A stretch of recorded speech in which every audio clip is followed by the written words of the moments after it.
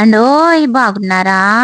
ఈరోజైతే రొయ్యల పికిల్ ఎలా పెట్టాలి ఈజీగా చిన్న చిన్న టిప్స్‌తో టేస్టీగా పక్కా కొలతలతో అయితే చూపిస్తున్నానండి. ముందుగా రొయ్యల్లో ఉన్న నల్లని పేగులా ఉంటది చూసారా? అది తీసేసి క్లీన్ చేసేసుకోవాలి. బాగా కడిగేసుకోవాలి. ఇంకా లాస్ట్‌లో కొంచెం పసుపు, కొంచెం నిమ్మరసం వేసి క్లీన్ చేసుకొని పక్కనైతే పెట్టుకోవాలండి. ఇలాగా మనం బాండీలో అయితే వేసుకొని, దాంట్లో కొంచెం ఒక హాఫ్ స్పూన్ సాల్ట్ వేసుకొని, కొంచెం పసుపు అయితే వేసుకొని, కొంచెం మూత అయితే పెట్టేసుకొని మగ్గనివ్వాలండి. మంట హై ఫ్లేమ్‌లో అయితే ఉండకూడదండి. మీడియం ఉండాలి. అలా నీరైతే వచ్చిన తర్వాత, రొయ్యల్లో ఉన్న నీరైతే వచ్చేస్తదండి. అప్పుడు మూత తీసేసి, ఇంకా నీరంతా ఆవిరైపోయే వరకు మనం అలా పొయ్యి మీద పెట్టి ఉంచాలండి. చూసారా? నీళ్ళన్నీ ఎళ్ళిపోయినియి. సో, ఇప్పుడైతే మనం పచ్చడికి, రొయ్యల పచ్చడికి ఎలా చెయ్యాలి, ఏంటి అనేది చేసుకుందాం. రొయ్యలైతే సిద్ధమైపోయినియండి. ఇంకొక బాండీ అయితే పెట్టుకోండి. సీమెంట్ బాండీ అయితే నేను యూజ్ చేస్తున్నానండి. ఇదైతే మనకి కొంచెం కన్వీనియంట్‌గా ఉంటదండి. స్టీల్ అయితే తొందరగా మాడిపోతుంది. సో, నేను సీమెంట్ అయితే యూజ్ చేస్తున్నాను. 2 ఇంచుల మనం డ్రై రోస్ట్ అయితే చేసుకోవాలండి కొన్ని మసాలాలు. అందువల్ల నేనైతే ఆయిల్ వేయలేదండి. బాండీలో 2 ఇంచుల దాల్చిన చెక్క, 5 ఆహ్, ఇలాచీలు, 6 లవంగాలు వేసి చక్కగా వీటిని ముందుగా ఫ్రై అయితే చేసుకోవాలండి. తరువాత ధనియాలైతే తీసుకోవాలండి. ఇవి కొంచెం లేట్ అవుతది కాబట్టి ముందు నేను ధనియాలు వేయలేదు. సో, ఇవి వేగిన తర్వాత మాత్రమే మనం ధనియాలు, జీలకర్ర అనేది యాడ్ చేసుకోవాలండి. నేను ఈ రొయ్యల్ని కేజీ అయితే తీసుకున్నానండి. కేజీ కొలతలకైతే నేను చెప్తున్నాను. మీకు తూకంలో చెప్తాను. నెక్స్ట్ ఏంటంటే కొలిచి కూడా చెప్తానండి స్పూనుల రూపంలో.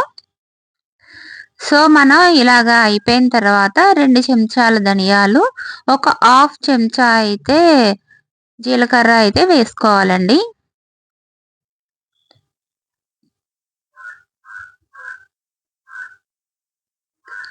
ధనియాలు, జీలకర్ర తొందరగానే వేగిపోతాయి కాబట్టి, మనం లేట్‌గా వేగి ముందు వేసుకున్నాం అనమాట. సో, ఇలాగ వేగిపోయిన తర్వాత మనం చల్లారబెట్టుకొని అప్పుడు పౌడర్ చేసుకోవాలండి. వేడిగా ఉన్నప్పుడు చేస్తే పౌడర్ అనేది చేదొస్తుంది కాబట్టి పక్కన పెట్టుకోండి.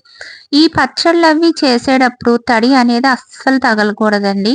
తగిలితే పచ్చడి అనేది బూజైతే వచ్చేస్తుందండి. సో, తడి లేకుండానే చేసుకోవాలి ఏదైనా సరే. అప్పుడు మీకు పచ్చడి ఎన్ని రోజులైనా నిలవుంటుందండి. ఇంచుమించు 4, 5 నెలలైతే నిలవుంటుందండి నాన్ వెజ్ పికిల్స్. వేగిపోయినియండి. దీన్ని వేరే దాంట్లోకి తీసేసుకుందాం. ఈ లోపల మనం ఒక కేజీకి పావు కేజీ ఆయిలయితే పడుతుందండి. సో, నేను ఈ కొలత ఒక చిన్న గ్లాసుంది. అది పావు కేజీ అనమాట. దాంతోటి ఆయిలయితే కొలిచి దాంట్లో పోసానండి. పావు కేజీ కంపల్సరీ పడతదండి కేజీ రొయ్యలకి. సో, మనం ఇలాగా నీళ్ళన్నీ ఆవిరైపోయి పక్కన ఉడికించుకొని పక్కన పెట్టుకున్న రొయ్యలనైతే ఆయిల్‌లో వేసి డీప్ ఫ్రై అయితే చేయాలండి. అది హై ఫ్లేమ్‌లో అయితే చేయకూడదండి. మరీ లో ఫ్లేమ్‌లో కూడా చేయకూడదు. మీడియం మంట మీద అయితే చేయాల్సుంటుంది.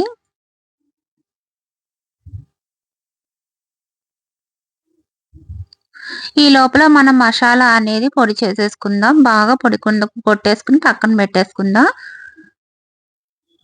కలుపుతా ఉండాలండి మధ్యలో. అలా వదిలేస్తే అడుగున మాడిపోతాయన్నమాట. ఒకవైపు వేగి, ఒకవైపు వేగకుండా అలా ఉండిపోతాయన్నమాట. సో, ఇంకొంచెం ఉందండి. బ్రౌనిష్ కలర్ ముక్కుపొడిన రంగు వరకు వచ్చేయాలండి ఇవి. లోపల పచ్చిదనం అయితే పోవాలి. మనకి ఫ్రై అవుతున్న కొద్దీ పైన నురగనేది యాడ్ అవుతదండి ఆయిల్‌కి. సో, అయి బాగా వేగిపోయినియని చెప్పడానికి అదిగోండి ముక్కుపొడిన రంగు కలర్ అయితే వచ్చింది. ఈ లోపల మనం అల్లం వెల్లుల్లిపాయ పేస్ట్ అనేది రెడీ చేసుకుందాం. ఇంకొంచెం వేగాలి కాబట్టి అయిపోయిందండి. అల్లం వెల్లుల్లిపాయ పేస్ట్ 3 స్పూన్స్ అయితే వేసాను నేను. అలాగా మనకి చికెన్‌కి సేమ్ ఇదే కలర్‌లో రావాలి. ప్రాన్స్‌కి కూడా సేమ్ ఇదే కలర్ అండి. అల్లం వెల్లుల్లిపాయ పేస్ట్ వేసిన తర్వాత అది బాగా వేగాలండి. అల్లం వెల్లుల్లిపాయ పేస్ట్ పచ్చిదనం ఉండకూడదు. ఆయిల్ పైన మనకి బ్రౌనిష్‌గా వస్తదన్నమాట. వేగిపోయిన తర్వాత నురుగు మీద. అప్పుడు అల్లం వెల్లుల్లిపాయ పేస్ట్ కూడా వేగిపోయిందని అర్థం. సో, చూసారా నురగనేది ఎలా వస్తుందో? నేను పల్లీల నూనె అయితే వేశానండి.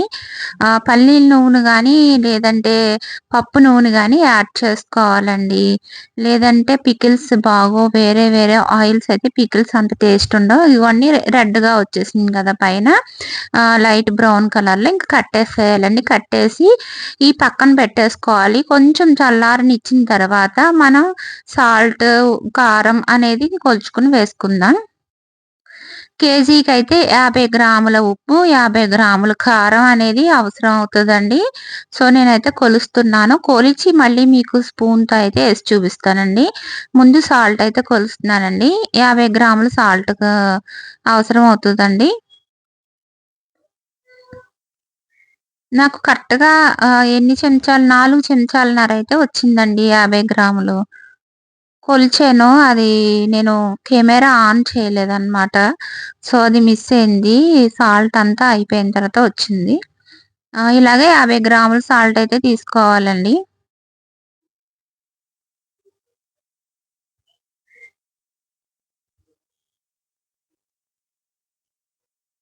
నేనింక కెమెరాలో కనిపిస్తుందేమో వెయింగ్ మిషన్ నంబర్ అనుకున్నాను గానీ కనిపించట్లేదండి. సో, 4 చెంచాలన్నర అయితే వచ్చిందండి. ఆ పెద్ద స్పూన్ తోటి. సో, కారం కూడా తీసుకున్నానండి. కారం కూడా 50 గ్రాములు.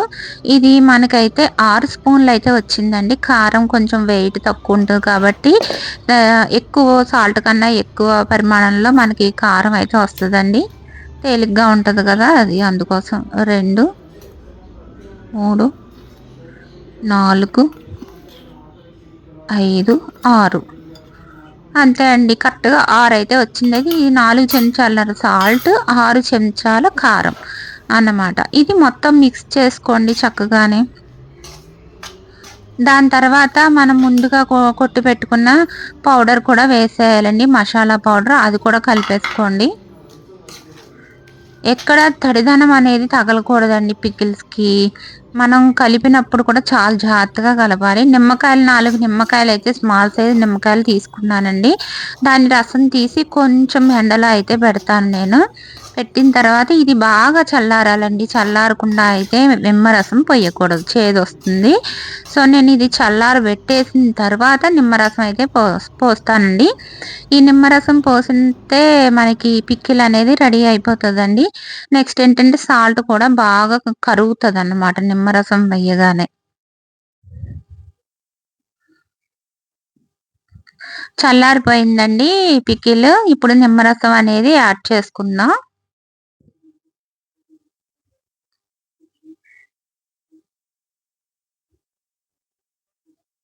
4 కాయల రసం అయితే తీసానండి కేజీకి.